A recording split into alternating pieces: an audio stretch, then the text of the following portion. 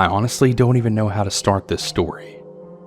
I was kind of young at the time, around 7 or 8 years old, but old enough to know exactly what was going on. I lived in a pretty decent neighborhood, but my family was in the process of moving away.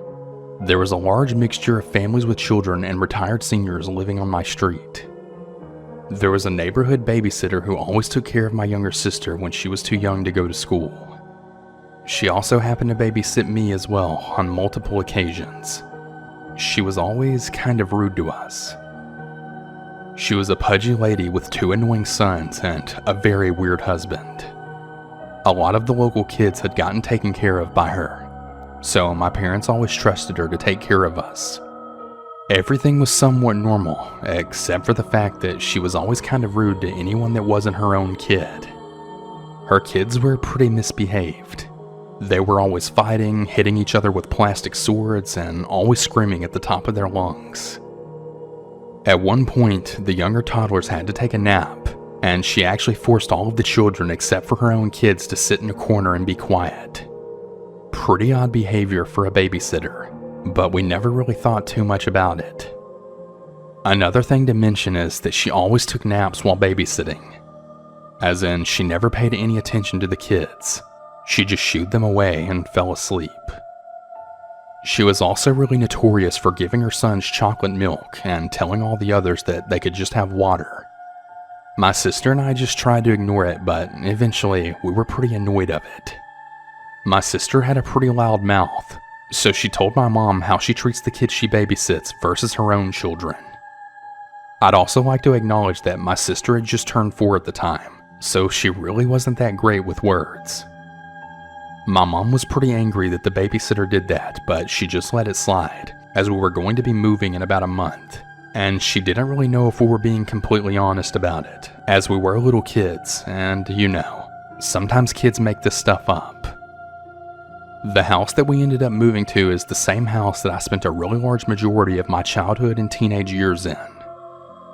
Things were pretty normal once we transitioned into the new house. That is, until we got the calls.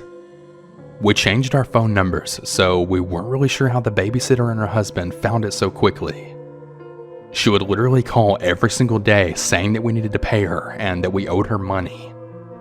She was apparently just really angry that we had moved, and we were currently on the lookout for a new babysitter that was closer to home. My parents received these calls literally every day, and they always consisted of the babysitter or her husband always screaming, which meant that I could hear the voicemails and calls very clearly. They just kept harassing us, and my parents grew agitated and really worried. One night it all ended at around 10 p.m. when my sister and I woke up to the loud sound of banging on the front door. It had continued for a good 10 minutes, and it was very loud. My sister was just totally freaked out, so I decided to go see if my parents were awake. And they were. They were just opening their eyes and kind of confused as to what was going on. My dad had told my mom to stay upstairs as he foolishly went downstairs to get the door, as I nervously stood at the railing. My sister had stayed in the bedroom because she was totally unaware as to what was actually happening. When he opened the door, I felt absolutely sick and totally terrified. There was my babysitter and her husband, who managed to not only find our address, but also our phone number. The husband started screaming at the top of his lungs, yelling, "You owe us money. Pay us." and shaking a knife while he said it. Yes, he actually had a knife in his hand. My dad told him that we weren't going to pay them and he warned him to leave unless he wanted the cops to be called. Well, he didn't care. My dad went to close the door, but he stuck his foot in it, attempting to get inside our house. My babysitter was also yelling, but I couldn't really hear what she had said. We had a phone upstairs, so my mother quickly and quietly decided to call the cops, all while my dad struggled to get the door closed. Once he did, the banging and screaming just continued. They wouldn't leave our property. I was so freaked out, so I started crying. My sister saw me crying and she started to do the same. Long story short, about an hour after they left, the cops finally arrived, having just missed them. My parents knew their info based on the fact that they used to babysit us, so it wasn't too hard to track them, and they were indeed arrested.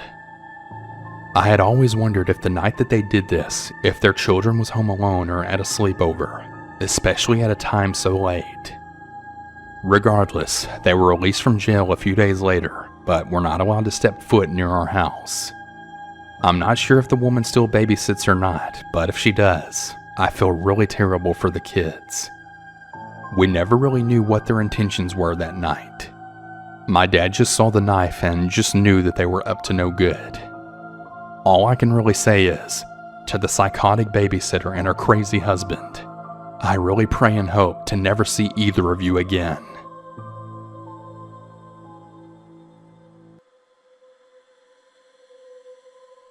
My name is Jesse, and I've been babysitting for the family next door since I was 14.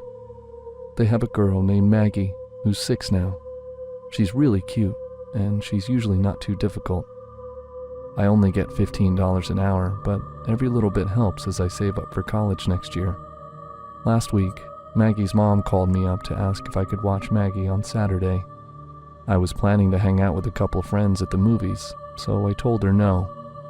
Pretty soon afterwards, I found out that my ex-boyfriend Ethan was going to the movies too, and I did not want to see that psycho again.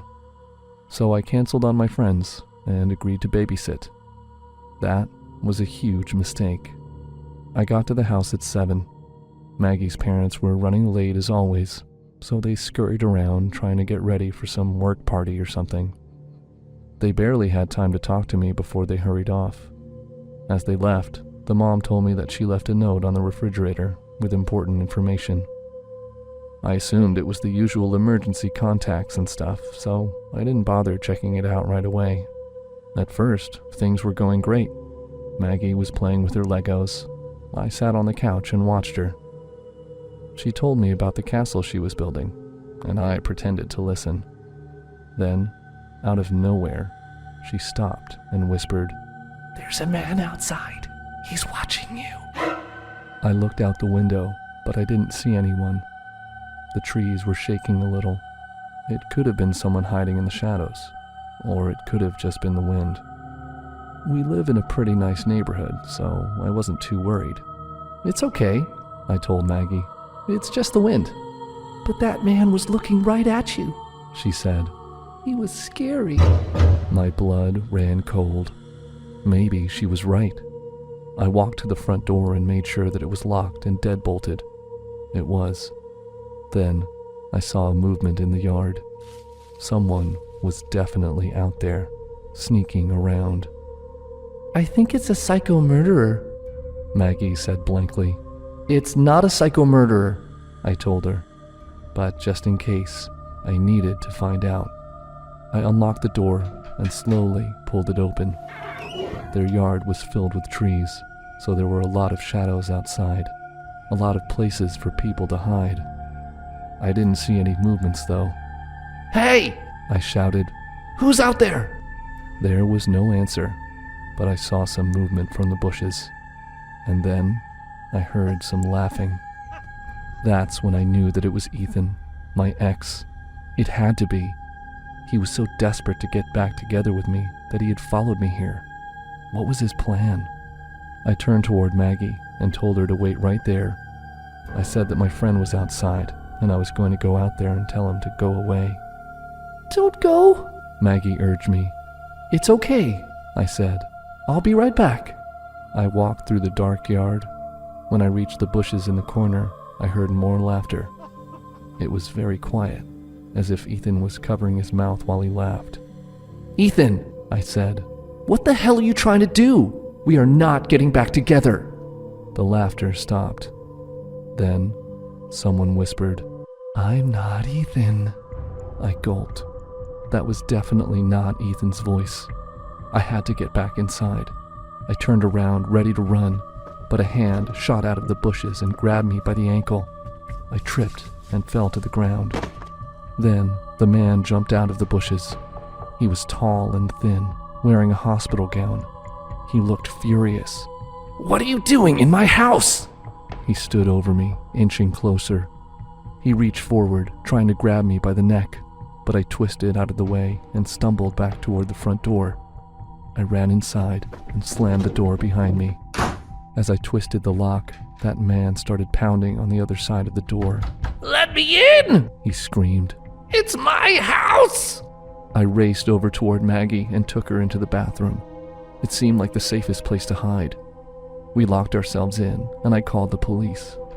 After a few minutes, the knocking stopped. The house was very quiet. Maggie kept asking me what was happening, but I didn't have any answers for her. I had no idea who this man was and why he thought he lived here. Maggie was sobbing, and all I could do was tell her that the police would get here soon. But after 10 minutes, the police still weren't there. I needed to go back out and see if the man was still waiting for us outside. I left Maggie in the bathroom and told her to lock the door after me. I walked around the empty house, looking for any signs of that man. I didn't see anything. When I got to the kitchen, I noticed the note that Maggie's mom had left for me on the fridge. I don't know why I decided to read it at that moment. I had other things to worry about, but I did anyway. It said, "Dinner's in the freezer, just microwave it. And if you see anyone trespassing, call the police right away. My brother was just released from the hospital, and he's been sending threatening notes. Don't tell Maggie, I don't want her to get scared. He probably won't come here, but just in case, do not go outside." Just then, there was a loud knock on the door. The police had finally arrived. I told them everything that had happened. Then, I called Maggie's parents to tell them to come home early.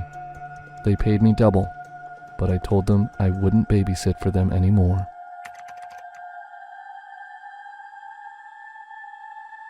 About a year ago, I started babysitting for some of my family friends.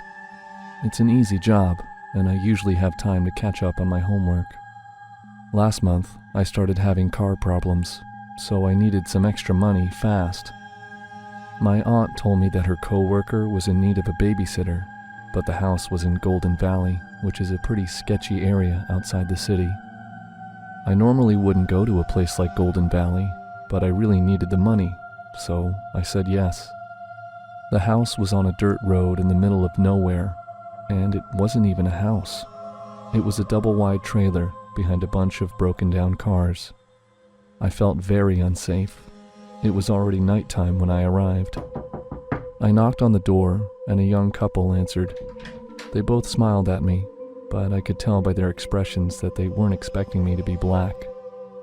There aren't a lot of people of color in our city, and I doubt that there are any in Golden Valley. Besides, my aunt is white, and I guess they assumed I would be too. They nervously invited me inside and gave me a quick tour. Their baby, Benji, was already asleep in his room. All I had to do was check on him every 20 minutes. It seemed like an easy gig. Then, the wife stopped at the door to one of the other bedrooms. My heart sank. There was a large Confederate flag on the door. She looked at me sheepishly and told me to stay out of that room. "Why?" I asked, assuming that they had some racist crap inside. The husband explained, "My dad's in there. He's old and feeble, so we don't trust him with Benji. Just don't disturb him, okay?" "I definitely won't," I told them. I just hoped he stayed in there and didn't bother me. The couple looked at each other nervously, then wished me luck and left. I sat on their dusty sofa and studied for my next econ test. Every 20 minutes, I popped my head into Benji's room. He slept peacefully. Everything was going well, until I heard a loud noise outside the trailer, as if someone had dropped something big and heavy. There were voices, too. I know I should have ignored it, but the voices got louder, and I could hear one guy shout, "Hurry up! They'll be home soon!" Whatever was happening outside, it wasn't good. These people were paying me to protect their child, and I couldn't just ignore this. I got out my phone to call the police, but we were out in the mountains, and I couldn't get any reception. I looked for a landline, but they didn't have one. I had to go out there myself. I slowly opened the front door and peered out. I saw 3 men loading up tires and car parts onto the back of their truck. They were robbing the place. "Hey!" I shouted. "What are you doing? The three men turned to look at me. If they got any closer, I'd slam the door shut and lock it. I didn't realize that a fourth man was right next to the door. He grabbed me by my hair and pulled me out of the trailer. He threw me to the ground and stood over me. He had a long pipe that he waved back and forth. What are you doing here? He shouted. I was too scared to speak. The other men gathered around me too. They were giggling. They started saying horrible things to me, things I won't repeat. The man with the pipe walked closer. He looked like he was ready to attack. And then I heard a loud bang. The man froze. He dropped the pipe. I saw red spreading across the sleeve of his shirt. Then he crumpled onto the ground, holding his arm and whimpering.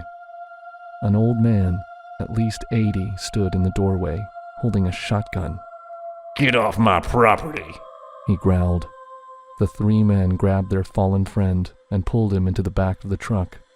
Within seconds, they drove off. I slowly got to my feet. I held up both my arms. The old man looked at me. He held his gun to the side. Who are you? He asked. I was terrified. This Confederate psycho was going to kill me. I never should have come here. I'm the babysitter, I whispered. The old man looked at me for a long moment. I gulped. I had no idea what he was going to do.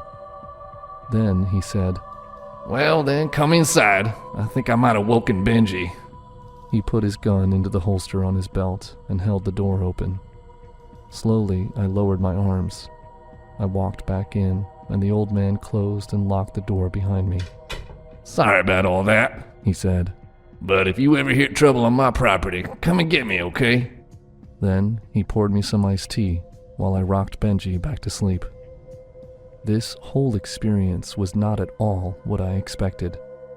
And even though I knew the neighborhood was dangerous, I felt absolutely comfortable inside their trailer. I've babysat for them 3 more times since. Stay spooked. Like, subscribe, and hit the bell for more chilling stories.